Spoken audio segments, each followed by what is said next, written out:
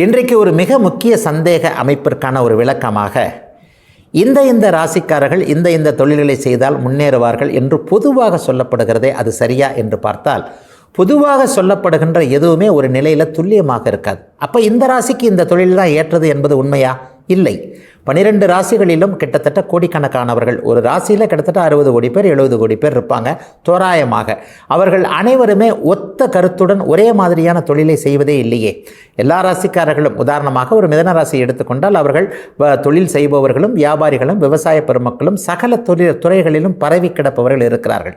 அப்போ யார் என்ன தொழிலை செய்தார் என்பது அவை எப்படி ராசிப்படி கண்டுபிடிக்கணுமா லக்னப்படி கண்டுபிடிக்கணுமா அப்படின்னு ஒரு குழப்பத்திற்கான ஒரு அமைப்பாக அதற்கான விளக்கமாக பார்க்க போவேயானால், என்னுடைய சுபத்துவ பாவத்துவ சூட்சும ஒளி கோட்பாட்டின் அடிப்படையில் ஒருவருக்கு எந்த கிரகம் அதிக சுபத்துவமாக இருக்கிறதோ அந்த கிரகத்துடைய எண்ணங்களும் தொழில்களும் தான் அமையும்.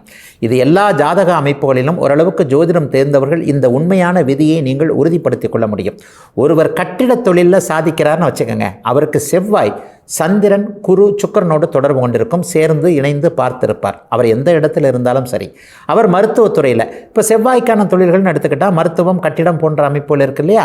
ஒருத்தர் கணிதம் சார்ந்த கம்ப்யூட்டர் துறையில் இருக்கிறார், செல்ஃபோன் விற்கிறார். இந்த மாதிரியான அமைப்பில் உள்ளவர்களுக்கு நிச்சயமாக புதன் சுபத்துவம் என்று சொல்லப்படக்கூடிய சுக்கிரனோடு சேர்ந்து குருவின் பார்வையில் இருப்பார்.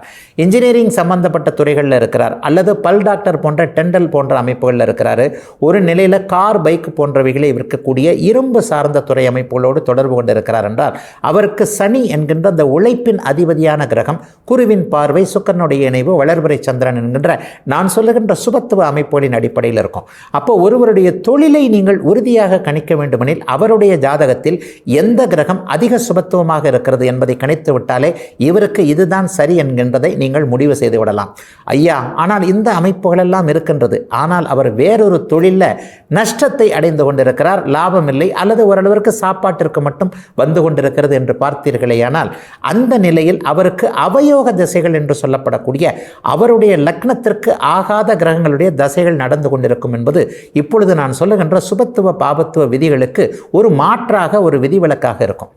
ஜோதிடமே பார்த்தீங்கன்னா விதிகளை விட விதி விலக்குகள் அதிகம் உள்ள சாஸ்திரங்க இது. நீங்கள் ஒரு விதியை ஒரு இடத்துல மட்டும் வச்சு பார்க்கவே முடியாது. லாஜிக்கல் என்று சொல்லப்படக்கூடிய லாட்டரல் திங்கிங் என்று சொல்லப்படக்கூடிய ஒரு மாதிரியான மனநிலைமையில் கணிக்கக்கூடிய கணிக்க சிக்கலான சாஸ்திரம் இது. ஆகவே விதி விலக்குகளை எங்கே பொருத்தி பார்ப்பது, விதிகளை எங்கே பொருத்தி பார்ப்பது என்கின்ற அனுபவம் ஞானத்துடன் சில பல வருடங்களுக்கு பிறகுதான் ஒருவருக்கு கிடைக்கும் என்பதால் எந்தெந்த ராசிகள் என்பதை அப்படியே தள்ளி வைத்துவிட்டு ஒருவர் ஜாதகத்தில் அதிகமான சுபத்துவம், இந்த அதிகமான சுபத்துவம் குறைந்த சுபத்துவம் என்கின்றதுல கூட சில கால கணக்கீடுகள்லாம் இருக்கின்றன. ஒருவரை பார்த்தீங்கன்னா ஒரு பெரிய பில்டராக இருப்பார், நூற்றுக்கணக்கான வீடுகளை கட்டி கொடுக்கின்ற பில்டராக இருப்பார். ஒருவரை பார்த்தீர்களானால் 4 வீடு 5 வீடு என்கின்ற ஒரு குறிப்பிட்ட வலயத்துக்குள் வரக்கூடிய குறைந்த அளவு வீடுகளை கட்டக்கூடிய பில்டிங் துறையில் இருப்பார். இப்போ இவர்கள் இருவருக்குமே ஜாதக ரீதியாக வித்தியாசங்கள் இருக்கும் இல்லையா. இதைத்தான் நான் சுபத்துவ தொடர்புகளின் படிநிலைகள் என்று சொல்லுகிறேன். சுக்கிரனால் ஏற்படக்கூடிய சுபத்துவம் என்று, குருவின் துணையால் ஏற்படக்கூடிய சுபத்துவம் ஒன்று, வளர்பிறையிலேயே பௌர்ணமியில் இருக்கக்கூடிய சந்திரனுடைய அமைப்புகள் என்று என சுபத்துவத்தின் படிநிலைகளுக்கு ஏற்பவே அவருடைய தொழில் அமைப்புகளும் அமையும். இதுவரை 12 ராசிகளுக்கான இன்றைய ராசி பலன்களையும் ஜோதிட சந்தேகத்திற்கான விளக்கத்தையும் பார்த்தோம். மீண்டும் நாளை காலை இதே நல்ல காலம் பிறக்குது நிகழ்ச்சியில் உங்களை சந்திக்கும் வரை உங்களிடமிருந்து விடைபெற்றுக் கொள்வது உங்கள் ஜோதிடர் ஆதித்ய குருஜி.